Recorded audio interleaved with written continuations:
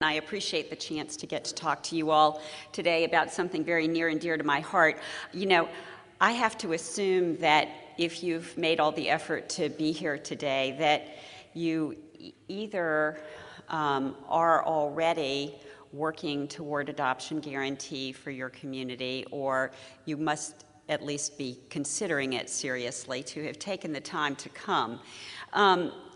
And I'm delighted about that. You know, the mission of Maddie's Fund is to revolutionize the status and well-being of companion animals, and I think that the idea that we could save every healthy and treatable animal has been truly revolutionary in very real terms, because at one time it was sort of accepted that a great many of them would necessarily lose their lives, and I think what we have come to see now is that that isn't necessary. To me, it's utterly irrelevant whether you call it adoption guarantee or whether you call it no-kill.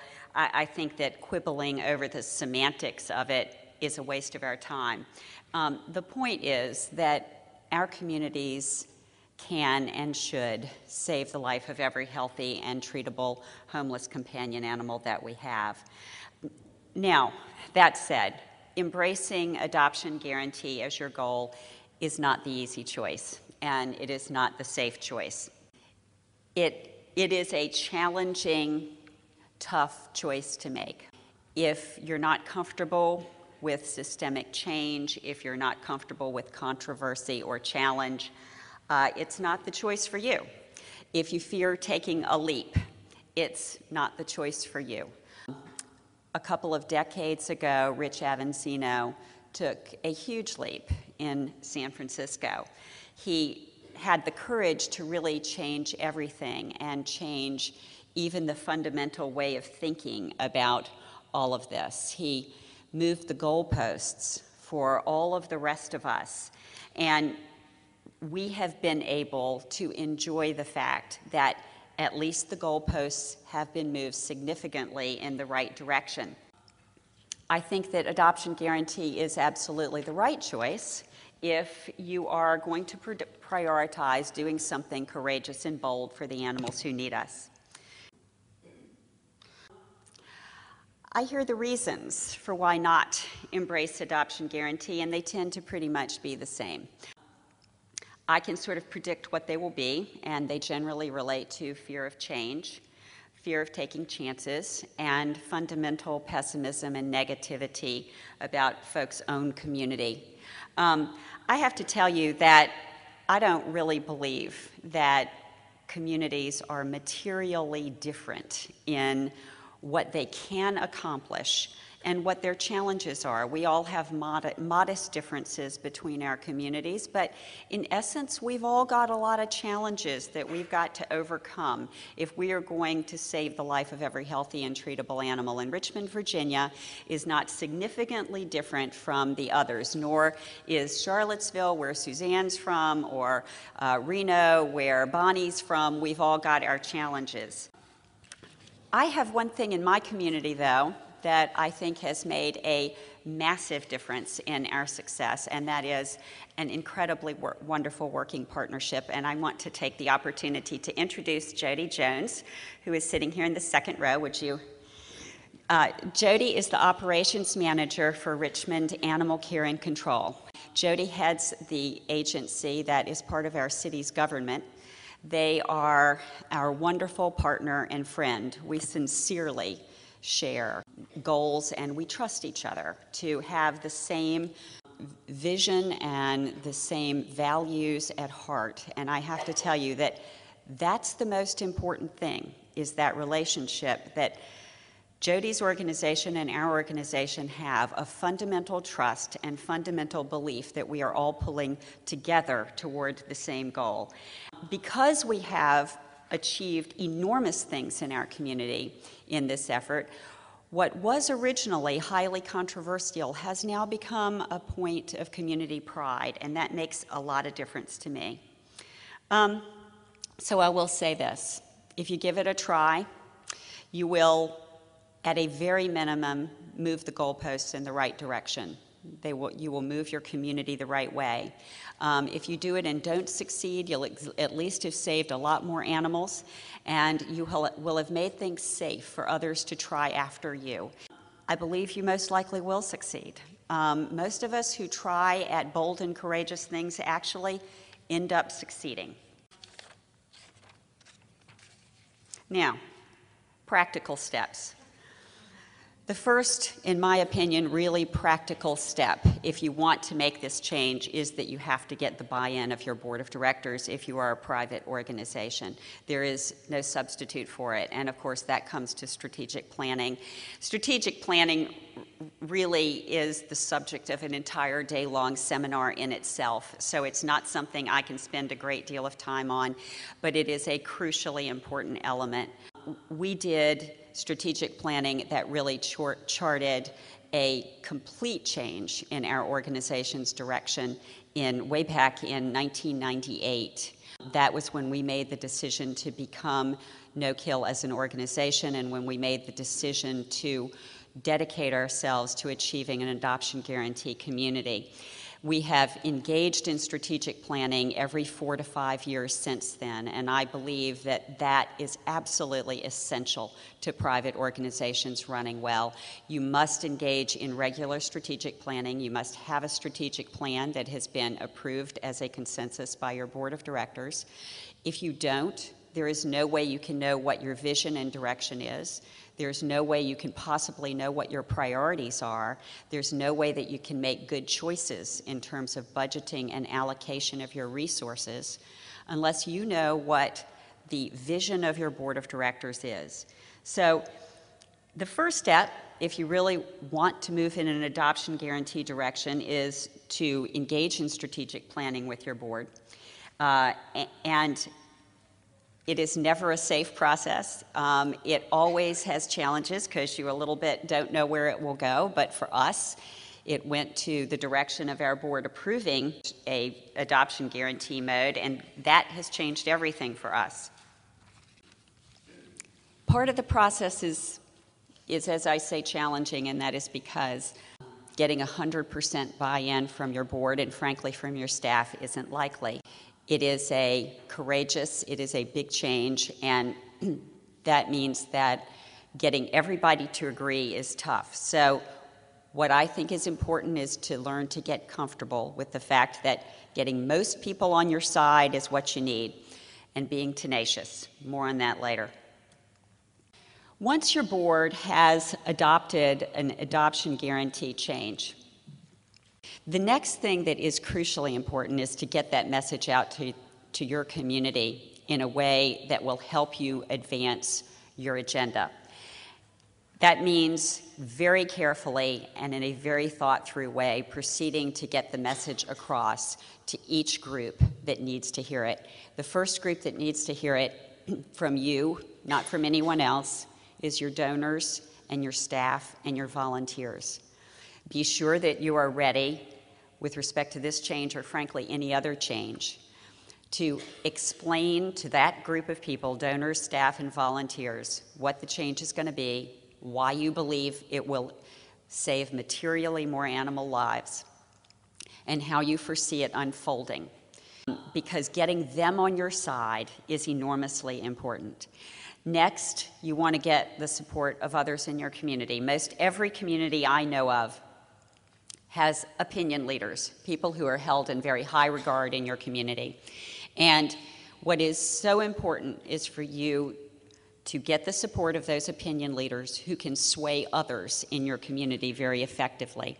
So go to them individually, explain what you're planning to do, work to get those folks on your side, then present it to the public. And we all know how that has to happen, distilled into very short, very clear expressions of what you are doing. Always the focus is on how many animal lives you're going to save. That's got to be your focus, and how you are going to accomplish it. And I guess lastly, I think in convincing the public, one of the things that I have come to realize is so true is really a new true supporter is ever so much more valuable to you than a mollified critic. So it is really easy to spend all your time focused on the critics and trying to change the critics. And believe me, changing the critics is hard. The more effective thing is to direct yourself to the people in your community who simply are not educated yet, don't understand yet. But if you express this adoption guarantee message to them clearly, understandably, and you show them how it means that more animals are going to get to live, you will win them over.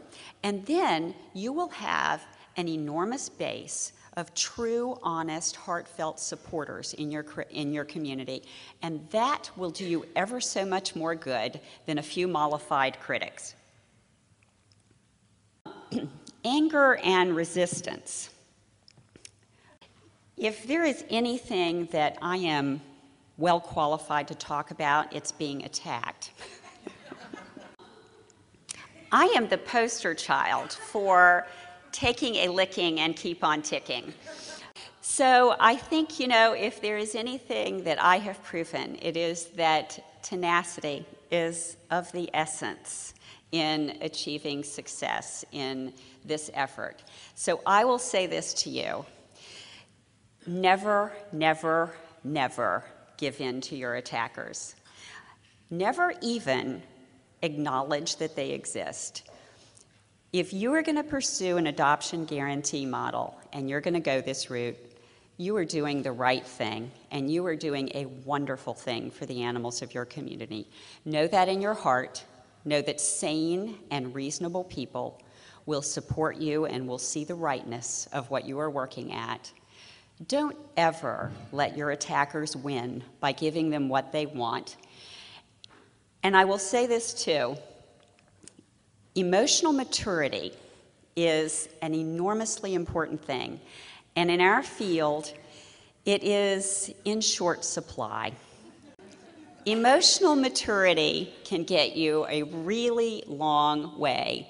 So when faced with anger and when faced with resistance, respond maturely, respond sanely, and frankly, just don't spend a lot of time on it. Keep going. The most important thing you can possibly do is get up every single morning, put your feet back on the floor, and go back out there again and work for what you know is right. Don't stop. Don't let them stop you, and don't even let them get you so upset that you are not making good, sound decisions anymore.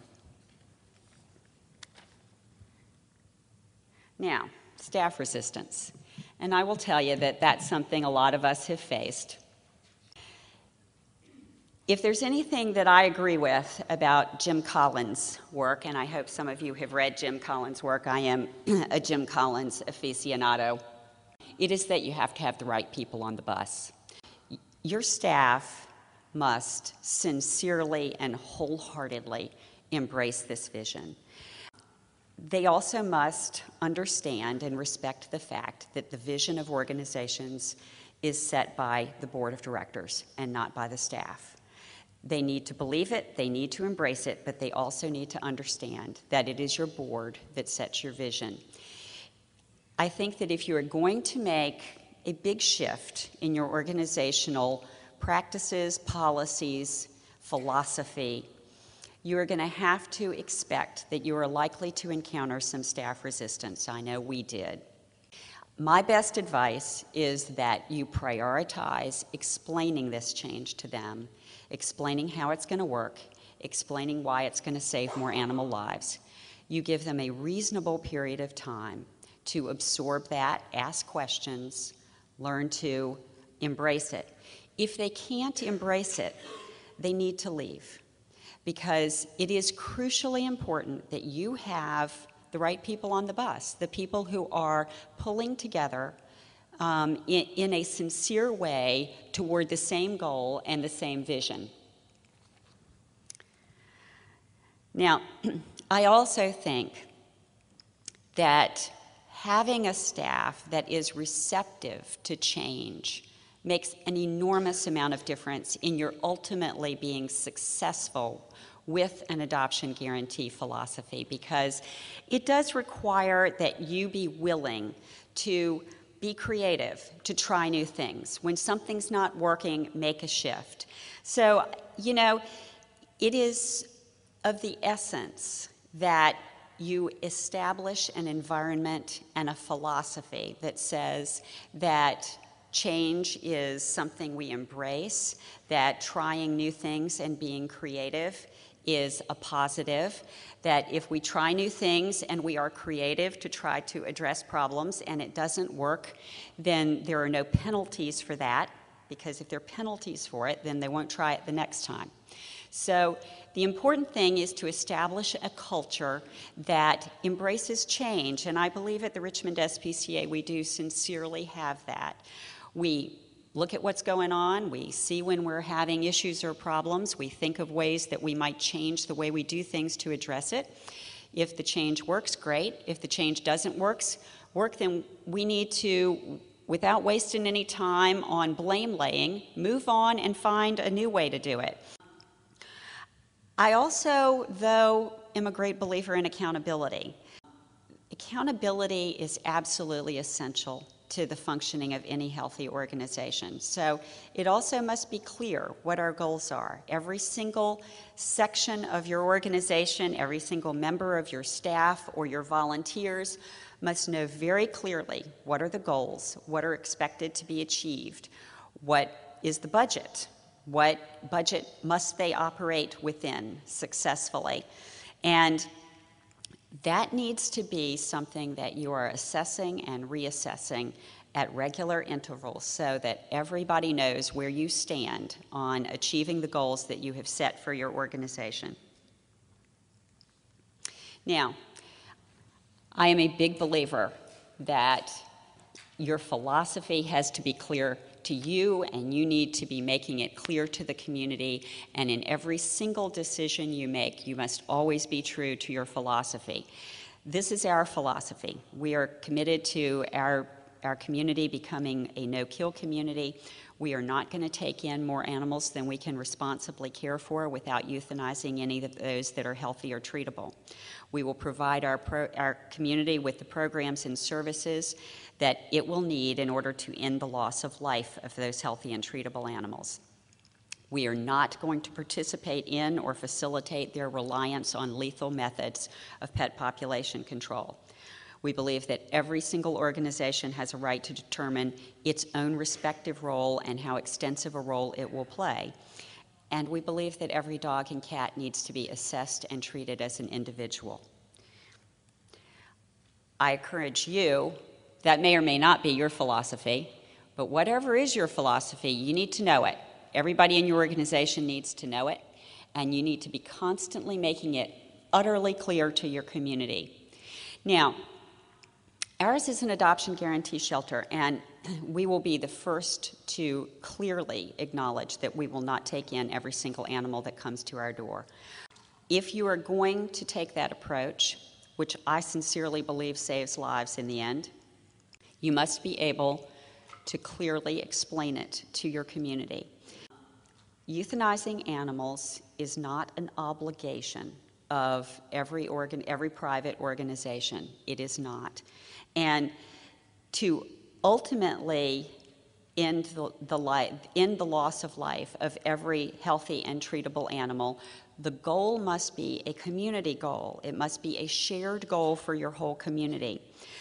The truth is, and I'm going to show you the numbers on this in just a moment, that by becoming a limited admission shelter, you will not increase the burden on other agencies in your community. That is so often thrown up as the objection, but our numbers empirically support my statement that it will not result in other organizations and other facilities being overwhelmed.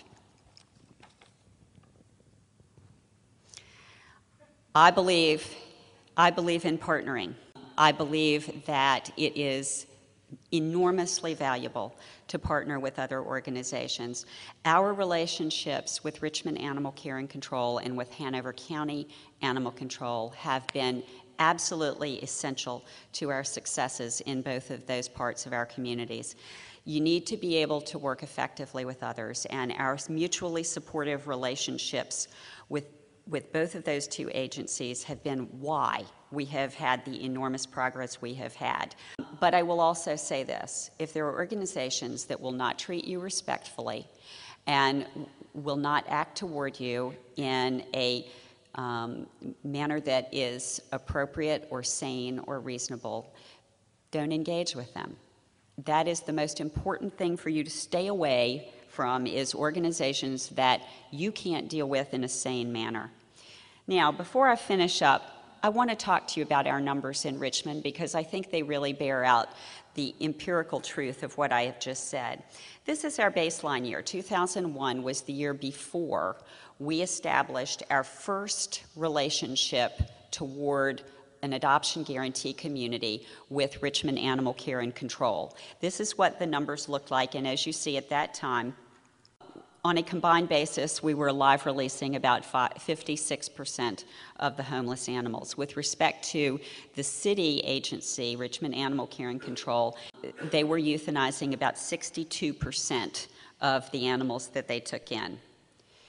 Now, very first year, their euthanasia rate has already come down, and that refutes all those claims that if the private organization goes to limited admission, the public agency will be inundated. Far from it.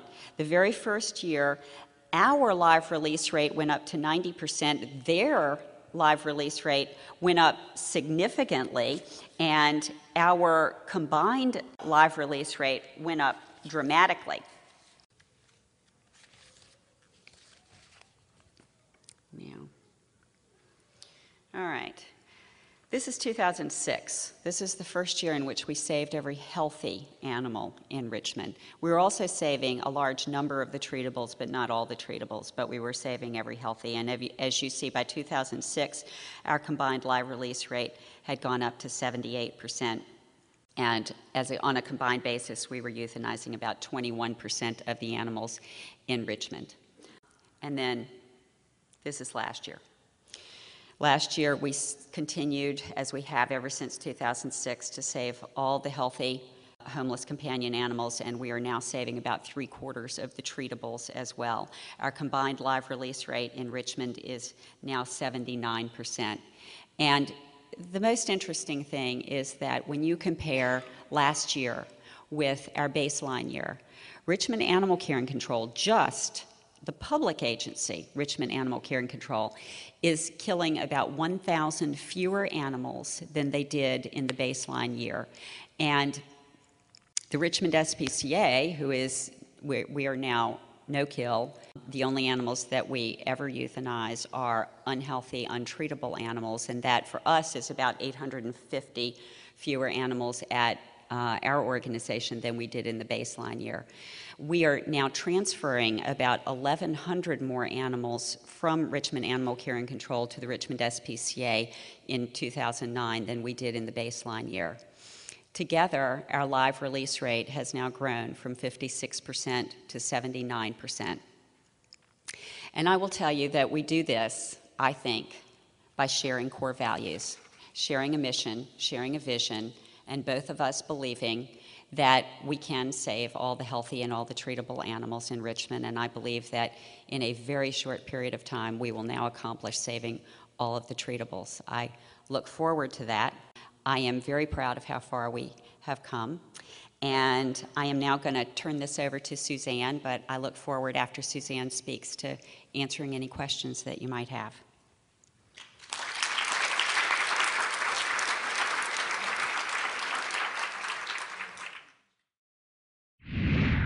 Woo!